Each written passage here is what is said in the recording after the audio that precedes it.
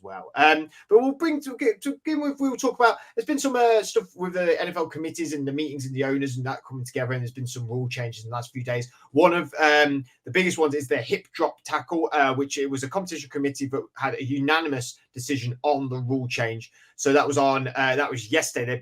They banned the swivel hip drop tackle, according to Ian Rappaport. Apparently, there was no surprise there, despite the NFLPA's objections. The NFL made clear it wanted what it calls the swivel hip drop tackle out of the game, and now it is expect more fines than flags as the league and coaches work to remove the technique. That is per Tom Pelissero. A mixed reaction to a lot of this. The league has not exactly been in favour of it. Obviously, the NFLPA that represents the Players Association and the players themselves against it as well. Andrew, is the big thing is going to be from players is why are you not just letting players play the game here? Or what's your thoughts on this subject?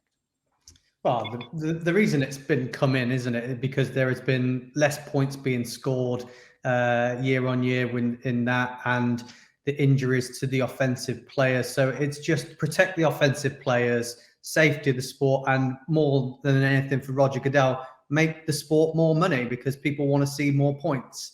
So in that aspect, they're the reasons why it was a committee that made the decision and not the coaches and the players being asked, because if they were asked, it would never get passed, because this has essentially made it really, really difficult for defenders now to tackle. You know, first it was no high tackles, then it was no low tackles. Now you can't tackle around the middle.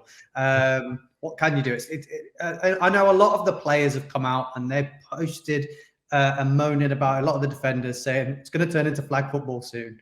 But yeah, I understand why Roger Goodell's done it and why the reasoning behind it, but I don't like the decision because I think there's going to be a lot of grey area with this. We're going to see a lot of 15-yard penalties and a lot of flags this year because it's just a rugby tackle, isn't it? Essentially, it's to me. I don't think this is a tackle that people are intentionally trying to injure players. I've got a few more thoughts about it, but I'll let one of you have a rant before I go into it a bit more. Well, it's essentially, in my mind, it's asset protection, isn't it? This is what this is trying to be. It's asset protection. I mean, I'll probably give my opinion in a moment, but what's your thinking on this? Because like Andrew said there, if this is more flags, I mean, it sounds like they're going to be doing fines, not flags, hopefully, but there's going to be flags in this for these, I can imagine, and that's the last thing all of us want as fans, isn't it? Yeah, the idea that it's going to be it's a strange one, because the idea it's going to be more fines than flags means that it's not going to stop it, because you're just going to, what you're going to do, you're going to fine a multi-millionaire cut like 10, 15 grand every game. He ain't going to care. So it's like it's a weird logic if you think that that's going to make a difference. Then you've got, I mean, I would argue tackle better would be my argument. Like, when you've got them head on, tackle them.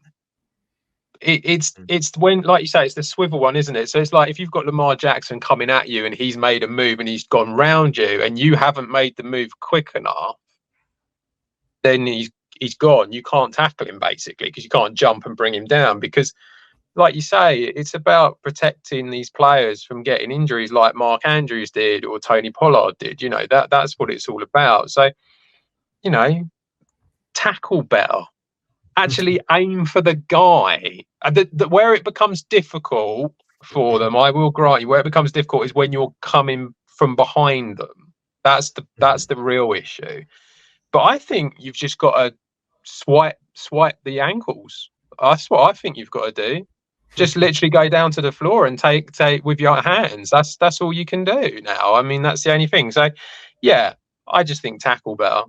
So, some of these guys, you imagine, this is what I think, the tight ends are going to see a hell of a lot more of the ball going forward because they're big guys. You know, gone are the days of like your Ray Lewis and Brian Urlacher and defenders like that are in that position.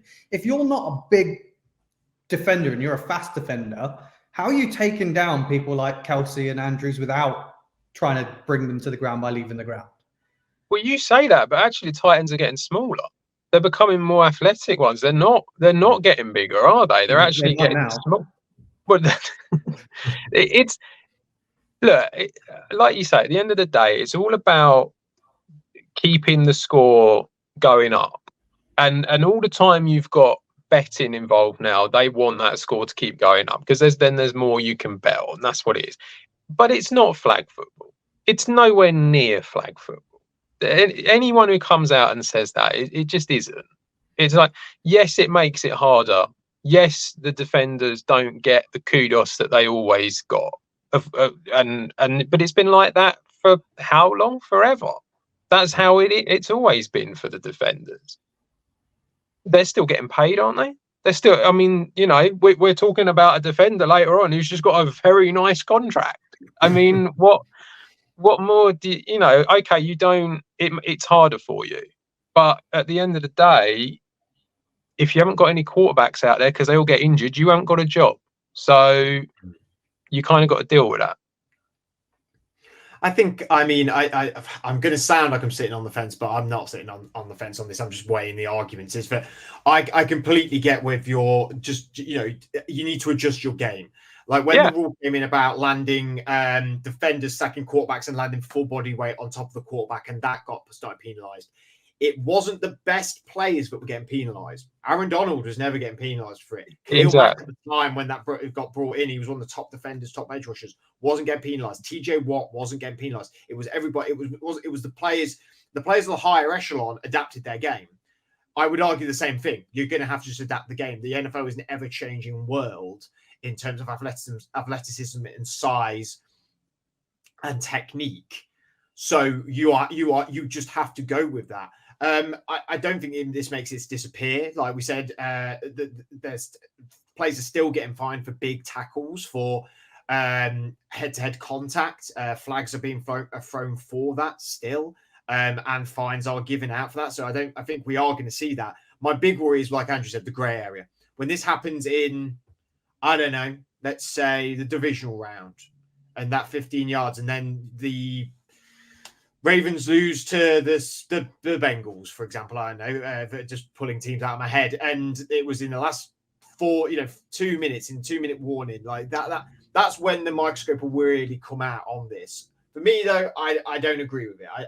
I don't think it should be, as in my actual whole opinion, rather than sitting on the fences. But I don't agree with it. These injuries do happen. That is just part of the game, and I understand that the scoring's got to go up and that these are assets essentially to these owners, but there's got to be some contact. There's got to be something. There's got to be more things that make this different. If you don't want to watch a contact sport, watch basketball. I know there is contact in there, but it's nowhere near the height of NFL. And I mean, even ice hockey now in the States is such a big sport, obviously, and that feels like it's got a lot of contact as well. You can't take out all contact, and I think it is ever changing, but I still don't think that the fans necessarily have fully embraced ever that change. I mean, we still hear it over here about the contact of people with the rugby football and what people just blooming kill each other in NFL. No, but people actually really are not allowed to tackle each other anymore, it feels like. And it is an ever-changing world. So, yeah, it was unfortunate with them 2 injuries that happened last year, but I'd argue that there is always a risk of injury playing this game. But we want to see competitiveness and contact, don't we? The main one, the Andrews one, I think it was Andrews and Pollard, isn't it? The two that they're talking about. But if you've rewatched that one, Wilson doesn't try to injure him, does he? It's not like it wasn't a malicious tackle. This is the reason why I don't think it should necessarily be banned. I don't think it's a tackle. I understand. Don't hit him near the head. That makes perfect sense. I understand. Yeah, no one's ever argued that one. Don't hit him low. With the sense of the area. But I just don't think this is a tackle that's malicious and is out there that's causing injuries. I just think in any term of falling, when you're a big guy playing at full space, you're going to have some injuries, and that's my reasoning behind it. Because, like I say, people are saying this is the rugby tackle. And you've got to take the rugby players and have a look at them. They're not getting injured left, right, centre every week. And that is their main type of tackle that they do. So that's the reason for me of why I'm not 100% sure whether they should be moving this. But obviously, again, I said I understand why it's been done and what that does to the sport and what it does to new people coming to watch it. So I can get on board with that. Is it the main type of tackle that you have in Well, rugby? I mean, well, whenever I've watched rugby, there's a lot of people going head to head and they're tackling, they're wrapping their arms around them going forwards at the offense. If you wrap your arms around them and then move your body weight down, that's the hip drop tackle.